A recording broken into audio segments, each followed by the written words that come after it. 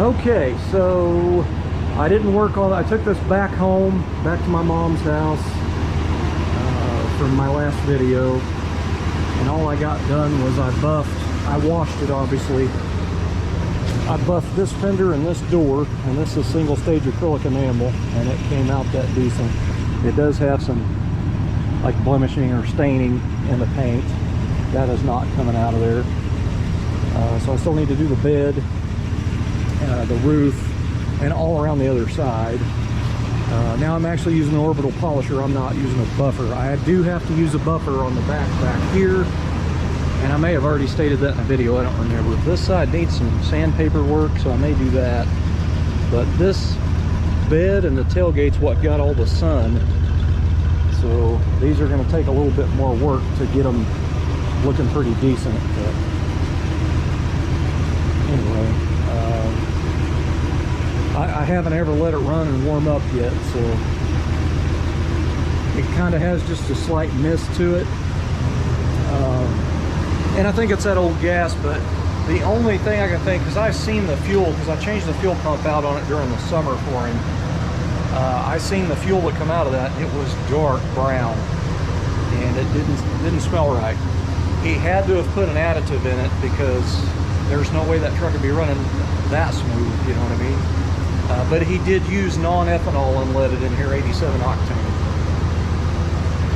Anyway, I'm just going to let it sit there and, you know, let the thermostat open and all that. I want to check, make sure it doesn't overheat sitting here and that type of stuff. And I still need to go out and drive it, but I just wanted to go ahead and start the buffing and detailing and all that on it, because it's a small block Chevy, and there is nothing on this truck from front to back that I cannot fix. Nothing. So anyway, I polished the bumpers front and back. They look really, really outstanding. Really happy with it. I polished the caps, the beauty rings, the mirrors. The mirrors actually need a little machine put on them, and I just noticed there's a dent in that. Some pretty good scratches in that. I may get a new mirror for it at one point. So I noticed the door lock knob is actually broken on the driver's side, so I'm going to dig around in my stuff and see if I have one, because they're pretty much the same as my Monte Carlos that are around here. So if I got one, I might put them on there. I want a stock style one just like that. I don't want the any aftermarket odd stuff on it. But I looked around in the garage a little bit ago and I didn't find the knobs, so I don't know what he did with the knobs. So what I'm thinking is, for his celebration of life, because I know a lot of people from his church are going to want to see the truck. Some of them never seen it before. He never drove it over there, because I'm not sure how far it is over there, but it's going to be a pretty good drive, maybe 40 minutes or something, I'm estimating. I think I'll take the knobs from my GMC square body and put them on here just long enough just for that. I want to keep the original knobs and original radios with everything. I'm just kind of like that. So once that's all over and we come back home, I'll take the knobs back off and put them back in the GMC. But this radio, he said, stopped working. So I mean, it could be a fuse. No, he would have checked the fuse. My dad was a very smart man, very, very mechanically inclined, so you know, the radio is probably no good. I did see another one in the garage, so he must have got another one from eBay, or maybe I gave him one from one of my Monte Carlos, or you know, Regals or Malibus, because I had tons of G-bodies in the 90s and up to probably 2010. A lot of those, and a lot of them I left at his old house, him and Mom's old house. So he would call sometime and ask me if I had parts. I said, just go out there and look, get what you need. I did notice that the knobs right here, these are actually Buick Regal. So like 80, not sure what year Regal went to that, but that's like would be in a Grand National. It has the black stripe down the middle. So these aren't correct for the truck. So I'm gonna swap those out to the correct ones. The high-low switch is correct. I may go ahead and put a new face in here too. But I'm gonna keep the steering wheel and everything, because that was his original steering wheel. It's like worn, you know, and I just want to keep that like that. This one is not worn in here. It's got a little bit up through here, So now I'll take you to my GMC and show you something I think is really cool. So this was my father-in-law's truck since like late 90s, I think. And he drove with both hands like this hand like this, and the other hand like that. That's how he drove. And you can see where the grain is completely gone from his thumbs right there. So that kind of stuff right there, that's from my father-in-law, and I had a lot of respect for that man.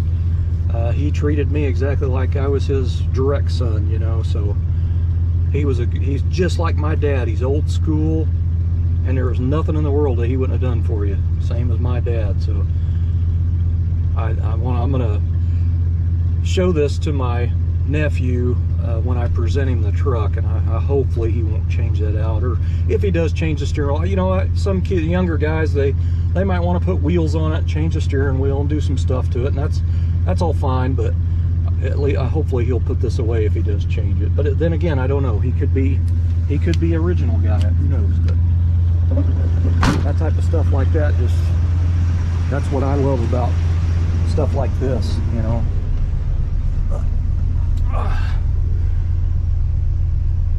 I know he put a new speedometer in it. His old speedometer broke, so that's a new one. And the clock is not working. Got 60 pounds of oil pressure. It's charging. And the temperature gauge there it's holding steady. Yeah, it's got a light mist to it, just a light one. And I know he put spark plugs in it like maybe last year.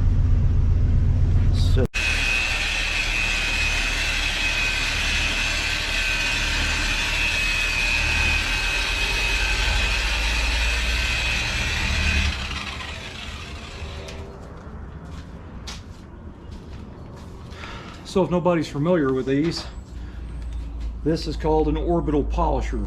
This is not a buffer. This has dual action.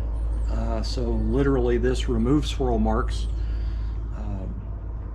How I buff a car is I'll wet sand the paint until it's all slick.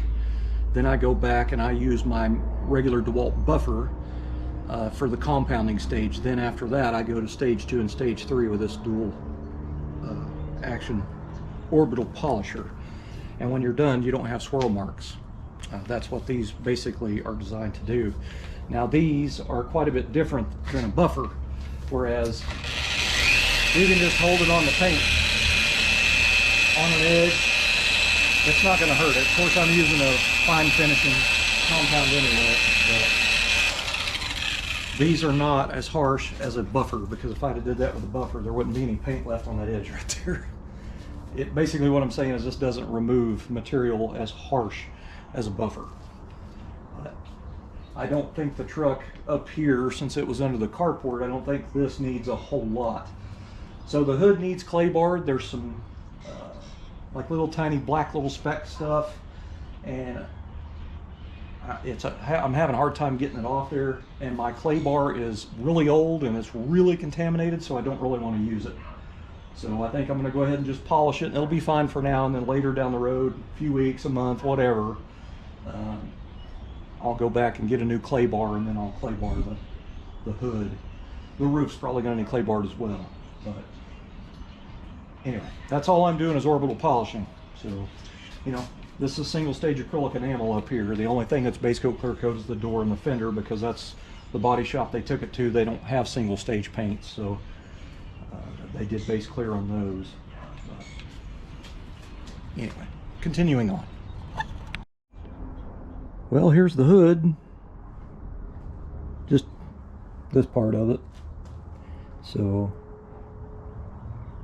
I mean, I know it needs clay barred. I just don't want to use my contaminated old clay bar. And right now it's not too terrible, but this is the type of stuff it is. I think it's from insects and stuff like that, because it's been parked under a carport. So, I mean, that's pretty impressive that single stage acrylic enamel comes out like that, but it looks pretty dang good, man.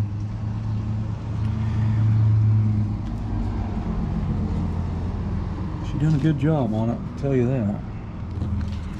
Kind of funny, I remember, you know, when you was a kid, like a little kid, like 5, 6 years old, it was always, my dad could beat up your dad. I don't know if anybody ever did that when they was a kid, but my mom can outpaint your mom. So I went in and I ate lunch, and I come back out and I got almost to the front of the truck, and I don't know what made me think to check the ashtray for the radio knobs, because I looked in the garage earlier when I was down there, and that's where they were, and he's actually got one extra. They were wrapped up in the sold sock. He had it shoved down in the ashtray, I guess, you know, so it won't rattle or scratch the chrome. And there's these two items that were in there as well, and I have no idea what these are for. And I know these square bodies pretty well, but these have me a little on the confused side. I thought that this part here might be part of the cigarette lighter because it was missing, and I found it wrapped up in tape in the glove box. It's right here. It's got tape remnants on it. I'm gonna have to get that stuff cleaned off there, but I want to shove it back down in there, of course. But anyway, if anybody recognizes those, there's kind of a, I don't really know. I've had a few square bodies through the years and even fixed one of them up pretty good and showed it, but I don't remember nothing like that. So if anybody's got any idea, let me know. So I have a drawer in the garage that it has some miscellaneous radio knobs in there and stuff, because I can't find the, like the balance, the, you know, the bigger ones that go on the back first before these knobs go on. They're not here, so I may have a set of those. So I don't have my lights on in the garage because I'm working in the driveway, but I've got a little bit of a stash of radio stuff in here. It seems like I may have a set of them knobs. The big knobs is what it, like the, I think it's balance and fader and all that. Check this out. It's upside down, but that's out of a, I think that was out of one of my Grand Nationals. This is a factory with equalizer AM/FM cassette for a 87 Grand National. A little silver deal's missing off there, but I got about 20 of them knobs laying around here. I used to be into G-bodies really hardcore, man. I used to strip them out, part them out, not Grand Nationals, but Regals and stuff like that. I've never been a fan of speaker grills, so that's why I've got so many speaker grills laying around. There's one right there. If that's the correct one, that might be 78 to 81-ish, 82, 83 Regal. Something like that.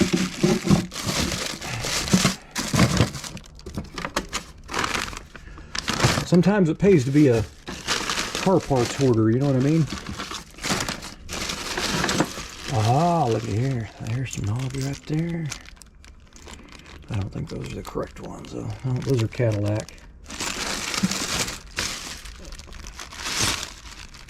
Oh, look at that. Okay, I need to go through that,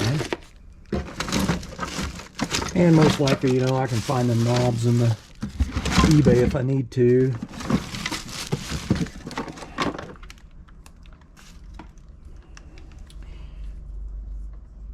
That might be the one right there, man. I don't know.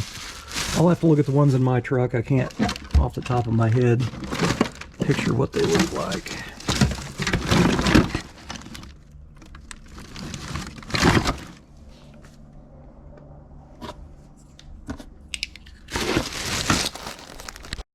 All right. I only have one, but I have a few more places that I might have some of these. So anyway, that is the same as what's in my 87 GMC, so I need one more of those. And the chrome on this one's really nice. It'll clean up, and these knobs are really nice. Sometimes the chrome is, you know, bubbled or in real bad shape, but these will clean up super nice. And it's nice that I've got quite a few of them extra of each, and I can really go through and pick the best ones. But I'm a detail guy, so it's got to have the cigarette lighter in there, and it needs the knobs on the radios, even though the radio doesn't work. You know, when somebody looks in the inside or rides in it, there's no knobs on the radio, and it's just going to bug me. But probably going to end up putting a digital radio in there. I'm not a fan of these radios. They sound okay and they get kind of loud. The problem with them is that they're so old now. When you mechanically tune them and get the station in, you can hit a bump and it'll lose its station. It'll start getting fuzzy and you have to retune it. So when I'm driving my truck, I'm constantly retuning to keep it in. It's kind of frustrating. So I'm probably going to find like a digital cassette and put in there. I'm not going to use any cassettes, but I don't want to cut the dash. I want one of these. You know, well, I know there's a company that makes a radio. It's a stock replacement for this. It'll be digital instead of analog. Digital would be nice. You turn it to a station, you leave it. You don't have to hear no fuzzing out stations all the time like I do in my truck. All right, guys, welcome back to Half Rods. This is, I believe, day 3, because I actually missed a day working on my dad's truck. So I'm still doing the detailing process. I mean, I still got a lot to do. I'm just kind of chipping away at it. Anyway, if you haven't caught the other videos, one of them will be linked toward the end of the video. It'll pop up on the screen on you. Anyway, this is my dad's 82 Chevy short wide bed Chevy pickup that he had bought brand new. And anyway, he has recently passed away, and I am trying to get the truck ready for his celebration of life at his church. So my mom wants to put an American flag on the hood with his Air Force cap on the hood as well. So I have to have the truck looking great, but also I have to make sure it's going to make it all the way to where his church is. So I don't have the address on it, so I don't know exactly where it's at. I do know it's going to be a pretty good drive.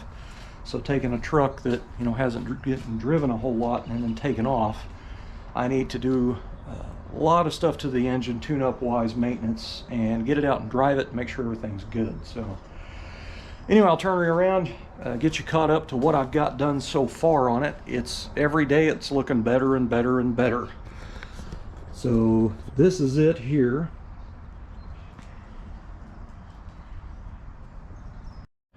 And of course my GoPro battery died. Now after it's kind of cleaned up and buffed on a little bit, you can really see the difference in the door color to the cab color. I stated it in the first day video that he had got a dent or something up in here and some scrapes down the side, and it got the paint pretty good, so he took it to a collision shop and the guys matched it the best they can. I would imagine that was a job, because my dad didn't have a code for this paint. So the door and the fender is actually base coat, clear coat, and the rest of the truck is single stage acrylic enamel that my mom put on it for him. And I just confirmed this morning that she painted it in 05, I think is what she said. So I was thinking it was 2000, 2001, but it was actually 05. So 20 years ago. So that acrylic enamel's held up pretty good. So I have been detailing on it, trying to get the paint brought back, and so far it's turning out pretty good. This bedside was really bad, and the back of the tailgate was really bad, so I went to a little bit more aggressive number 2 3M compound on a medium pad, and I had to work this side to get it out. And I had a lot of scratches down it. I'm kind of afraid to take some sandpaper to that. That was my initial idea, was to kind of get a little sponge block and wet block this down. I was going to start out with some high-grade paper just to try to get some of these scratches out, but I don't know how thin that paint is, so I decided against it. I don't mind it having scratches and, you know, touch-up spots, and it's 20 years old, you know what I mean? So the paint job is 20 years old. So anyway, I went through and buffed on it the best I could, and a lot of it came out. So the deeper parts of the stuff stayed there, obviously, but it looks way better. But this is just number 2 on the bed, and I started working around the tailgate yesterday, and Anyway, I didn't quite get it. I had the back of the truck way out here in the driveway, and the sun was out yesterday, and I was starting to get cooked, so that's where I stopped. So anyway, before I do a panel with that, I go through with a wet microfiber rag and wipe it down, make sure no dust is settled on it and all that kind of stuff. But anyway, I don't have to be that crucial about buffing process on the truck, because the paint, you know, it's showing its age. But it'll still look good. Still look just fine. So anyway, I'm going to try to get finished buffing it today is the plan. Try to get all the buffing done. And then I'm going to move on to the interior of the truck and get it all, you know, vacuumed out, wiped down, cleaned up pretty good. I think I'd done a video clip of this, but just in case I didn't, my dad had planned on changing the radio and he'd pulled the knobs off. And that's as far as it went. And I didn't know where the knobs were, and I ended up finding them in a sock wrapped up in the ashtray. And it was weird because I come outside and it was like something was telling me, I mean, no kidding, something was like, check that ashtray for the knobs. And I folded that down and that sock was wrapped up in there, and I pulled it out and it was radio knobs. Now he was missing these two, and I found one in a drawer that I keep, you know, stereo equipment stuff in, used stuff. And then the other one I had on a stash of G-body stuff, because they're the same knobs. So anyway, I found the tone control and fader, whatever it is, knobs for that. And then these go over those. Well, if it didn't have a scratch in it, it does now. I don't even know where it went. Dang it. There it is.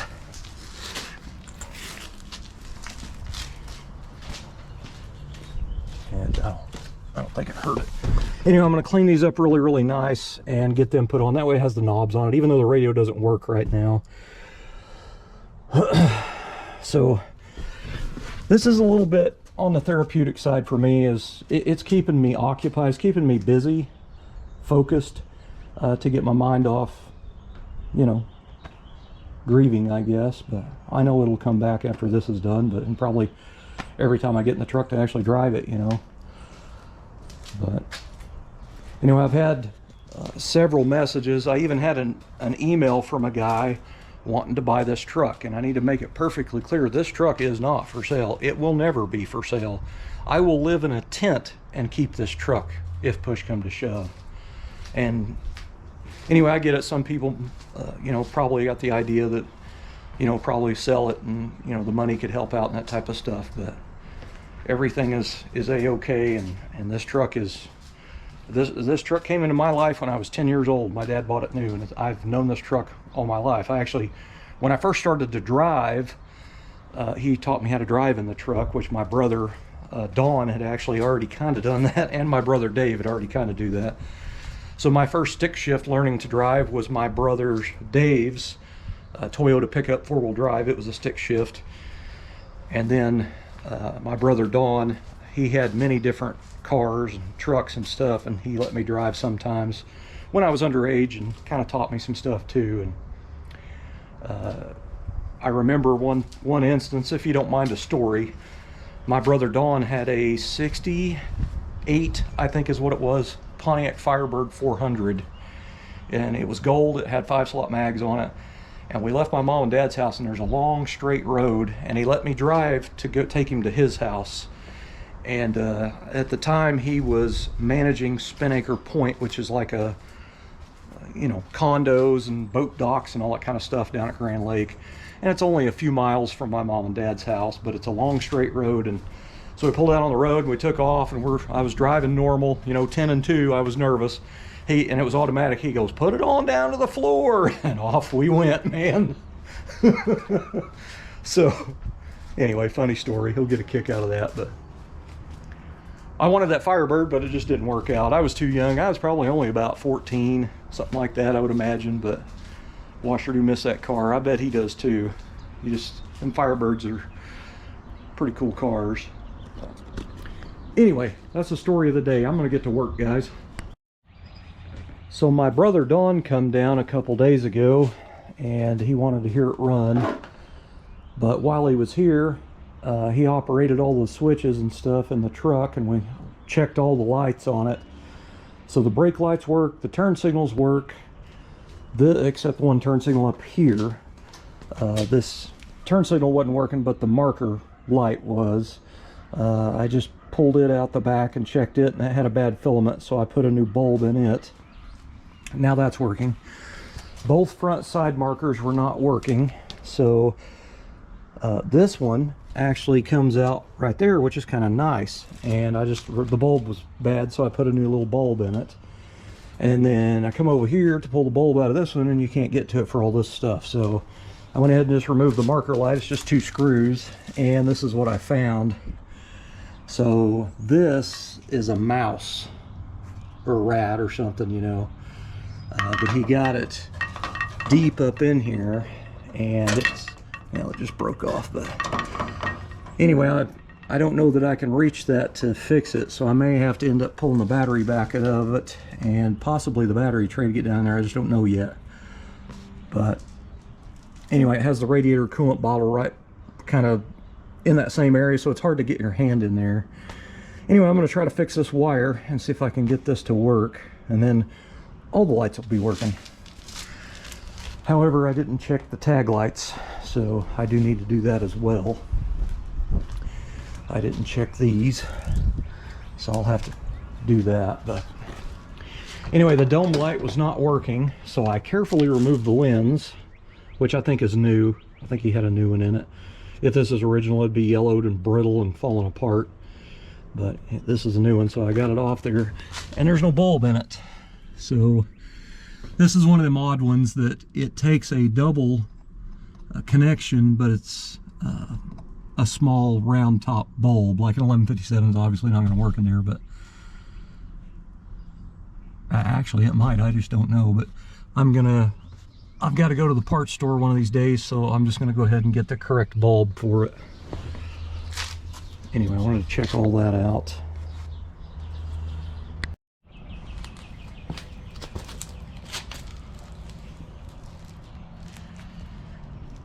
Alright, so this has just a little bit, thankfully, of the shielding still past just a little bit right there, like, I don't know, 1/8 or 3/16 or something.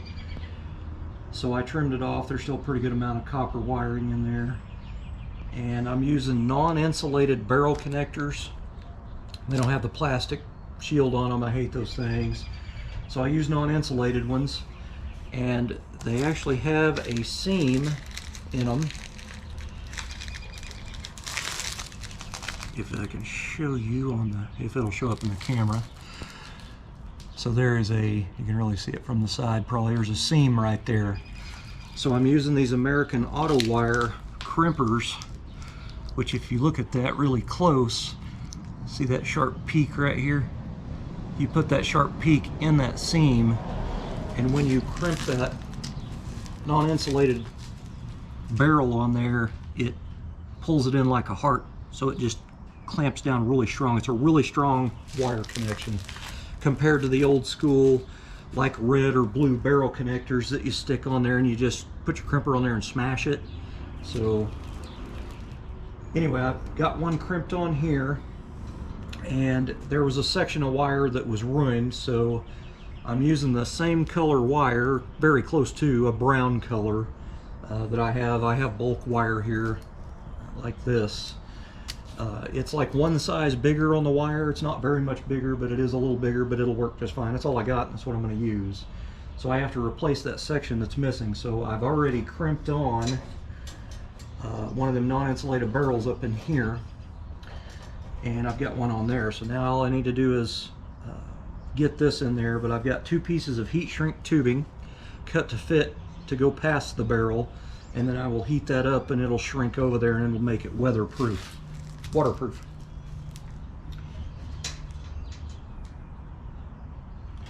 And I realize most people that watch my videos are car guys, and they absolutely know how to do wiring, but just in case somebody wanted to know how I did it, that's how I did it.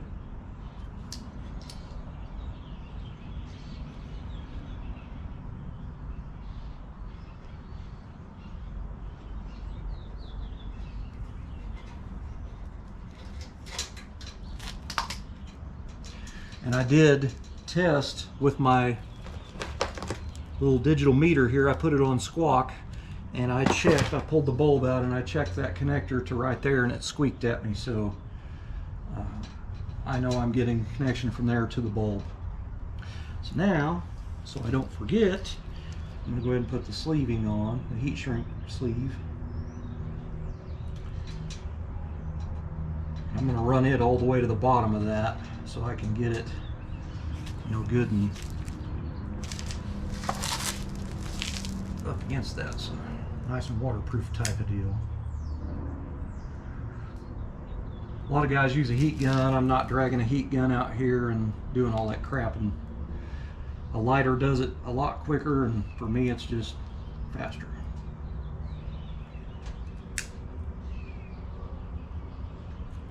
Okay. Now, make sure the other heat shrink sleeving's on there, because once I crimp that on there, I can get the sleeving on there, which nobody's ever done that before, crimp the wire without putting heat shrink on. This one's a little bit difficult because the wire is just about too short to get up through here, and I don't want to have to pull the battery box and all that crap out to get to it, so it is not enjoyable.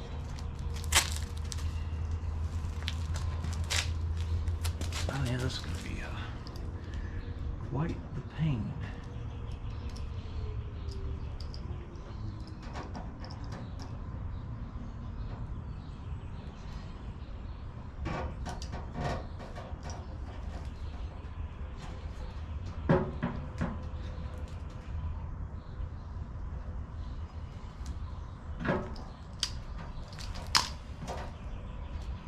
Give it a little pull test.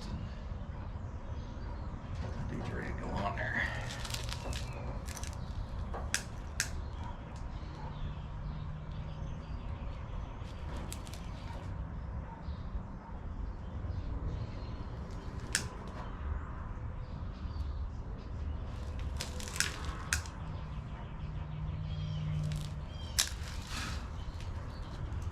All right.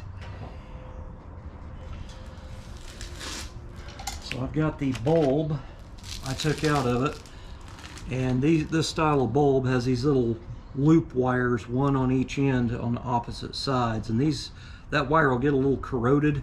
So what I did was I took a little bit of light sandpaper, just a little scrap piece I had over there, and I sanded those clean. And then I'm going to put a little dielectric grease on there, just dielectric silicone compound, to keep it from corroding. And then we'll see if we have lights, camera in action.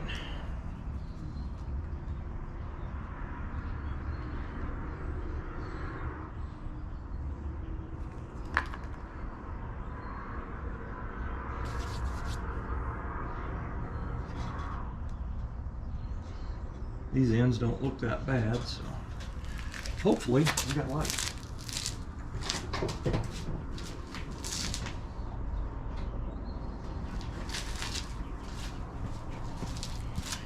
Well, that was a fail. Oh, it's trying.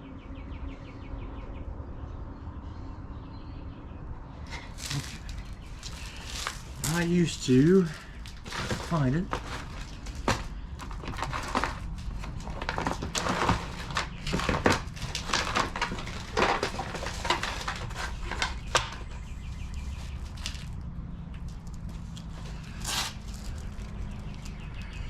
So I used to have, you know, the old school really cheap fingernail files that are like a white on one side and brown or red on the other. They're really thin, cardboardy type of things. I had cut strips out where they were kind of thin, and they're the perfect width for this style of bulb connection. That's the clamshell style.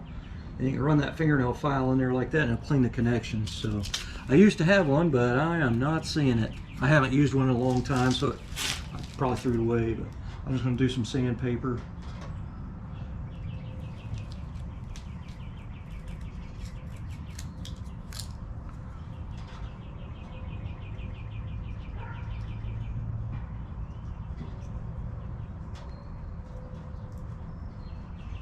I know I'm getting power to it, I'm just got some weak connection here.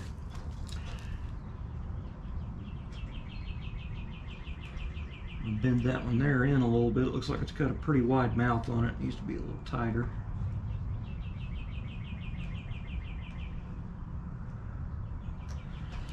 So you could use them old school regular little barrels, but we're good. You know, they probably end up leaking over time, and this is a really tight, strong connection and heat shrunk, so I doubt I ever have any problems with that again. Hopefully. All right, I'm burning up a lot of time working on this little stuff, but to me the little stuff makes a big difference. So I polished each one of these components for the radio individually, the knobs, the switch, the buttons. The chrome's in fantastic shape on everything, but that is Mother's Mag aluminum polish on a soft side of the microfiber rag and just light pressure. And I did all these individually by hand and then put everything together. So now it has the correct knobs on it and everything. They're in pretty good shape. I did the door handle or the window cranks.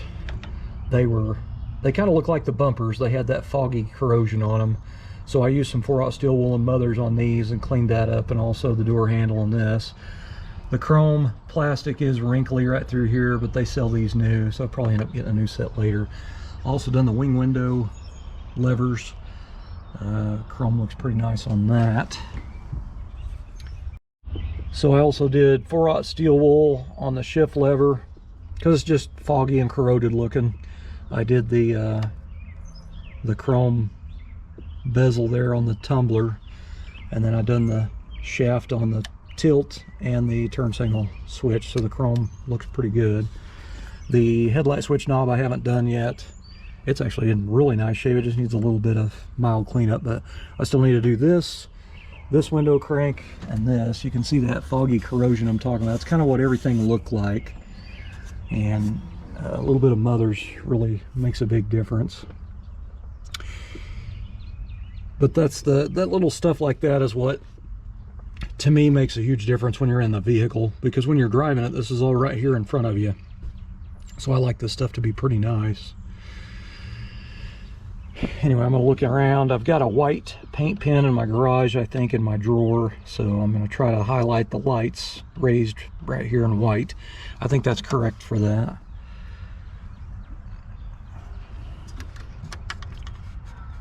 So I actually had a spare knob for that, and I gave it to my cousin EJ to put in his square body about a month ago, so maybe a little longer than that. So now I'm gonna have to find one of those.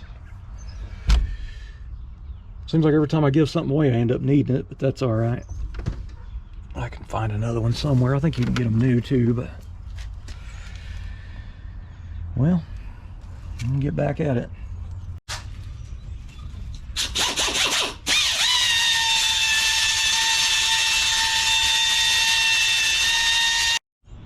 Alright, so I'm making headway. It's just slow. So the back of the cab right through here is scuffed up from this being rolled up. There's actually some, it's got a strap, but it hooks into these loops back here. There's a couple of loops. But anyway, when you're driving it, the vinyl was rubbing on the paint, and it had bad scuffs all the way across the back. So I've got one right here still. I'm going to hit it real quick. Looks like a couple. But that side I got really, really nice. But anyway, so that's going to work out pretty good.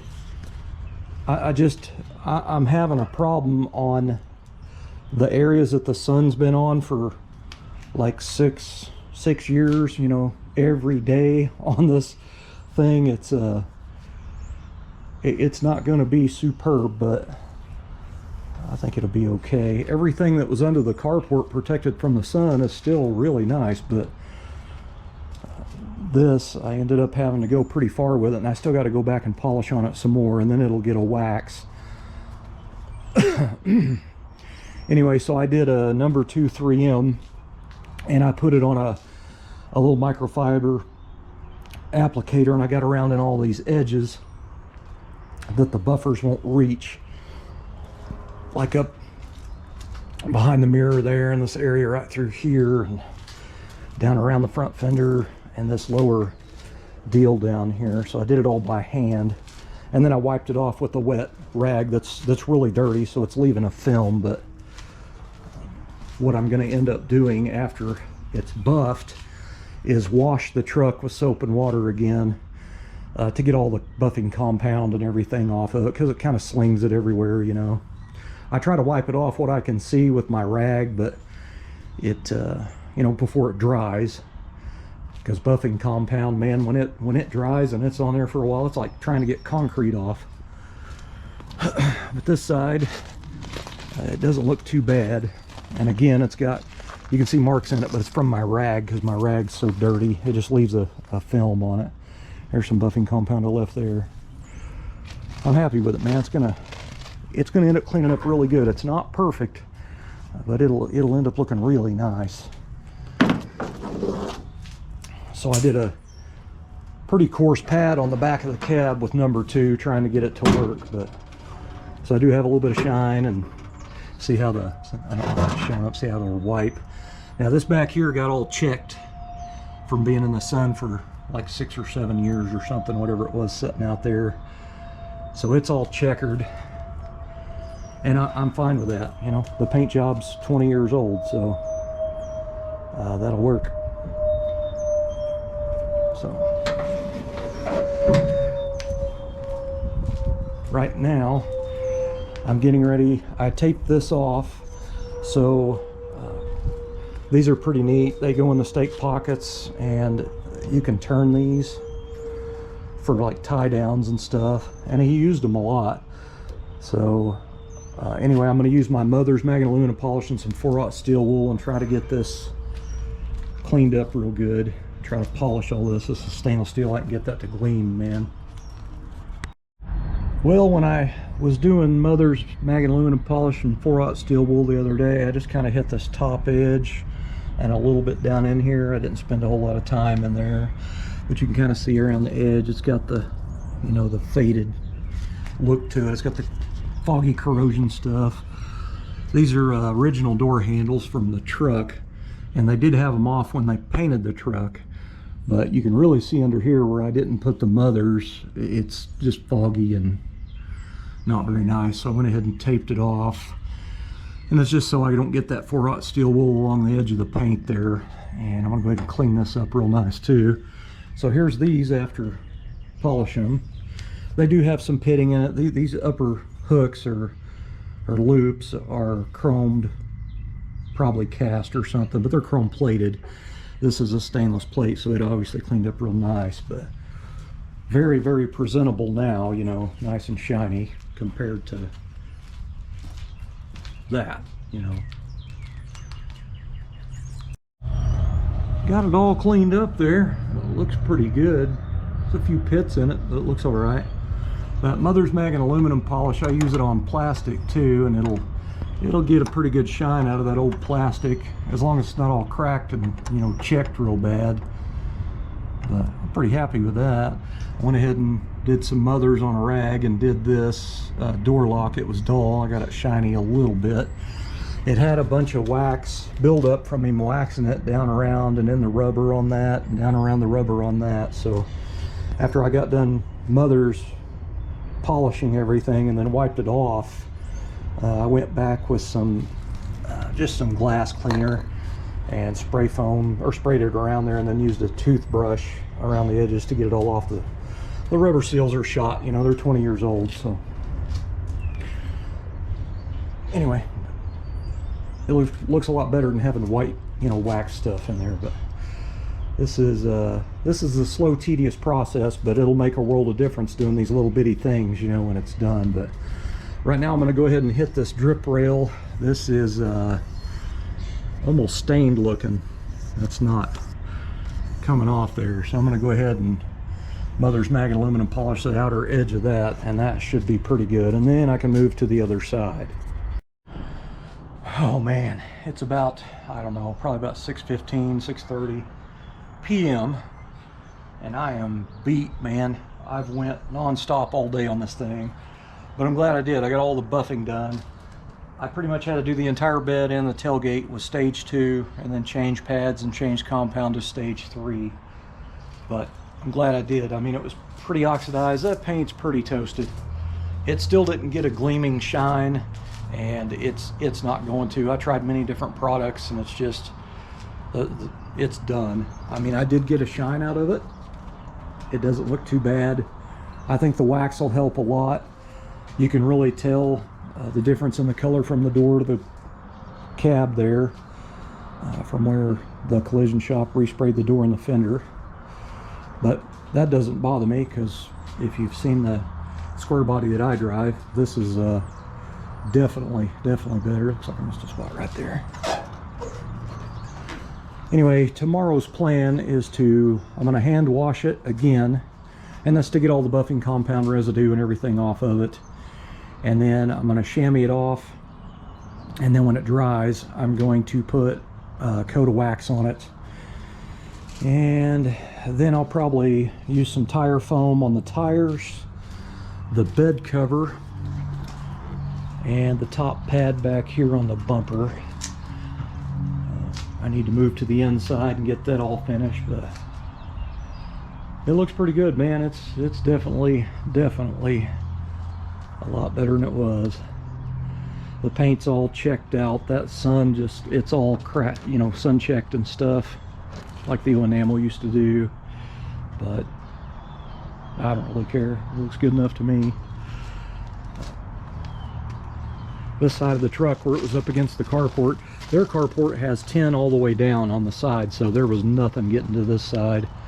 This side looks really nice. But anyway, I had to stage 2 and 3 the bed just to get a shine out of it. I really wanted to do stage 1 and then stage 2 and stage 3, but I'm afraid, I don't know how thin this enamel is, so not gonna attempt it. So the back bumper is angling down on this side, so tomorrow I'm going to loosen the bolts off, use a floor jack and raise it up and tighten it. Definitely want to get that fixed. I never did get back on the interior, but all those little details of working on stuff, you know, polishing everything separately, it really makes a world of difference. Like the drip rails are super shiny, you know, the handles, the locks, these tie downs, that stuff makes a world of difference. So I don't think the interior will be too bad to get it all cleaned up and looking good again, but definitely gonna take some work. But I'm happy with it, man. I need to get a dome light bulb from O'Reilly's, and I'm actually gonna look and see if they have any door lock knobs, because I couldn't find any. I think there's probably some in my shed, but I'm not gonna go in there and dig out 500 items just to get back in there. So I'll just see if O'Reilly has any of those Dorman replacement locks. I want stock replacement style. I don't want none of those, you know, the ones with skulls on them and that type of crap. I'm not into that stuff. But that'll work, man. That is a lot of work in that truck. So tomorrow, most likely, I'll take it up here to the gas station and fill it up with fresh fuel to mix with the quarter tank of old fuel that's in it. The truck does run, it just misses a little bit. But anyway, then I need to take it out for a really good test drive, so I'll take you guys for a ride tomorrow. Maybe. I gotta see what my mom's got going tomorrow. I may have to take her somewhere, I just don't know yet. But anyway, guys, hope you've been enjoying this episodes on my dad's truck here. It's really looking good, man. Thanks for watching.